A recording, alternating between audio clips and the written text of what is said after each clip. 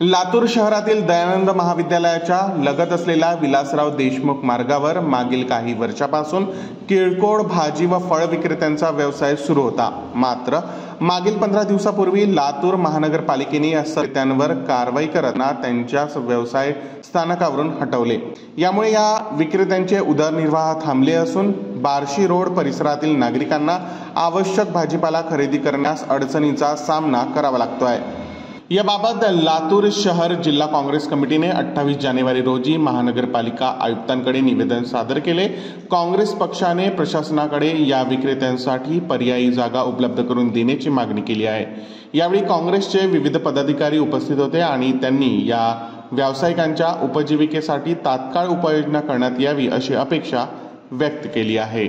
लातूर प्रतिनिधी